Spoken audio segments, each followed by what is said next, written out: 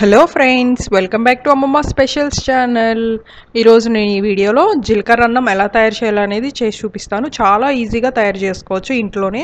అలాగే టేస్ట్ కూడా చాలా బాగుంటుంది. మీరు కూడా తప్పకుండా ఈ వీడియో చూసి ట్రై చేయండి.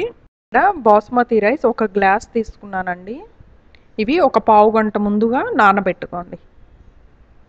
ఇవి నానబెట్టుకున్న తర్వాత గ్యాస్ స్టవ్ ఆన్ చేసి ఒక కళాయి పెట్టుకోండి. దాంట్లో ఒక 2 స్పూన్స్ నెయ్యి వేసుకోవాలి.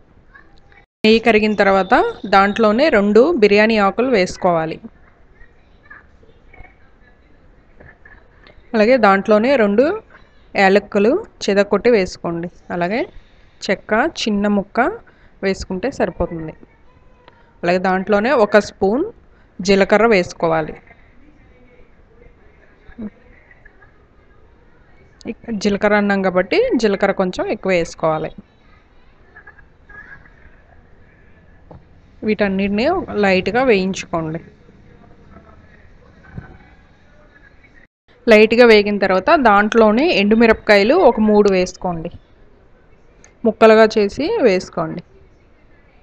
ఇవి కూడా లైట్గా వేపుకోండి.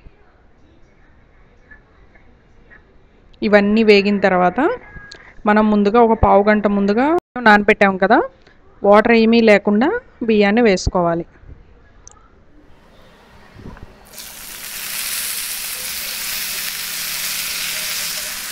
బియ్యం మొత్తం వేసిన తర్వాత మొత్తం అంతా ఒకసారి జాగ్రత్తగా కలుపుకోండి. మొత్తం అంతా ఒకసారి కలుపుకున్నాక ఉప్పు తగినంత వేసుకోవాలి.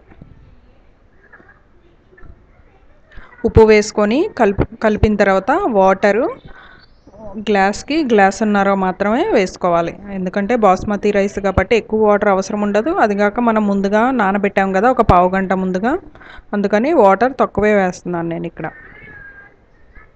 గ్లాసుకి గ్లాసున్నర నీళ్ళు మాత్రమే వేసుకోవాలి.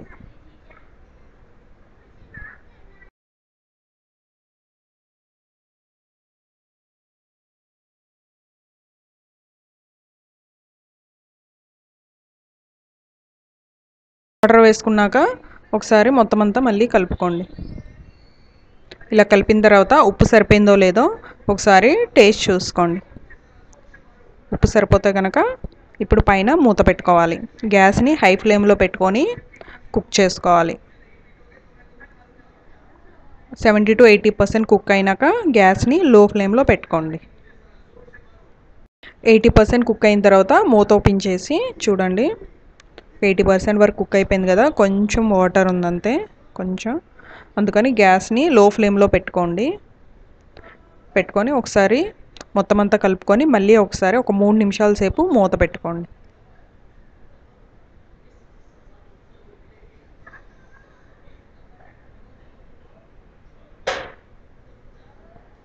మూడు నిమిషాలు అయిన తర్వాత ఇప్పుడు ఒకసారి మూత ఓపెన్ చేయండి. మొత్తం అంతా మళ్ళీ ఒకసారి కలుపుకోండి. అన్నం కూడా కుక్ అయి ఉంటుంది. చూస్తే పొడి పొడిగా ఉడికింది కదా.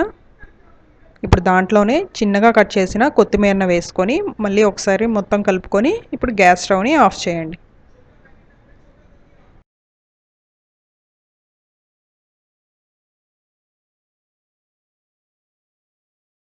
కొత్తిమీర వేసి కలుపుకున్నాం కదా, ఇప్పుడు సర్వ్ చేసుకోండి ఒక ప్లేట్లోకి.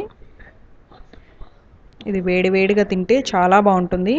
అది పక్కన పప్పుతో తింటే కనుక ఇంకా చాలా బాగుంటుందండి టేస్ట్. ఒకసారి మీరు కూడా పప్పు వండుకున్న రోజు ఇలా ఒకసారి జీలకర్ర అన్నం ట్రై చేయండి. చాలా బాగుంటుంది టేస్ట్. ఎంత సింపుల్గా అయిపోయింది కదా. ఎలా వచ్చిందనేది నాకు కామెంట్ చేయండి కింద. అలాగే మీకు నచ్చినట్టయితే లైక్ చేయండి. సబ్స్క్రైబ్ చేసుకోకపోతే నా ఛానల్ని సబ్స్క్రైబ్ చేసుకోండి. బాయ్.